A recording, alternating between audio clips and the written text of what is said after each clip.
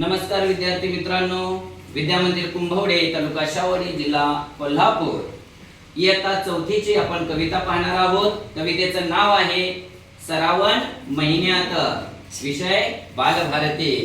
चला तर मग कवितेचं आधी गायन करूया। तयार आहात ना तुम्ही?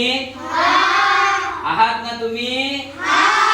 ओके, चला मी म्हणतो माझ्या नंतर म्हणा।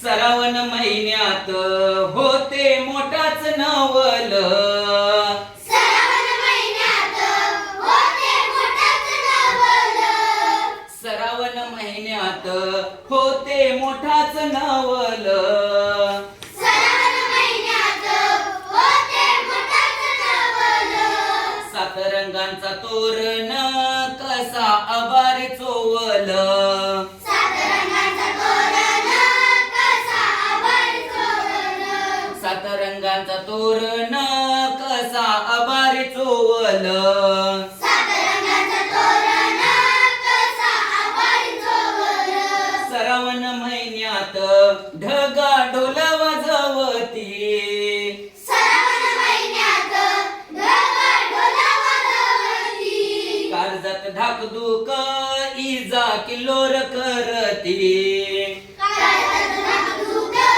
इजा किल्लोर करती, श्रावण महिन्यात पाका फुलवते मोर, श्रावण महिन्यात पाका फुलवते मोर, नाच थाटात माटात संगा धरून रांडोर, नाच थाटात माटात संगा धरून लांडोर, नाच थाटात माटात संगा धरून लांडोर, नाच थाटात माटात संगा धरून लांडोर, श्रावण महिन्यात पाणी भुरुक भुरुक, श्रावण महिन्यात पाणी भुरुक भुरुक, कानी भेपक्याचा गाना राती डुरुक डुरुक, आणि भेटक्याचं गाणं रात्री डुरुक डुरुक, श्रावण महिन्यात झाला पाणी भोवताल,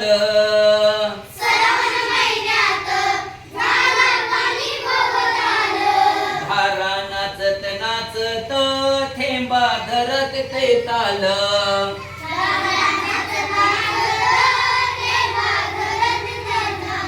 श्रावण महिन्यात होते मोठाच नवल, श्रावण महिन्यात होते मोठाच नवल, सात रंगांचा तोरण कसा आभार चोवल, सात रंगाचं तोरण कसा आभार चोवल.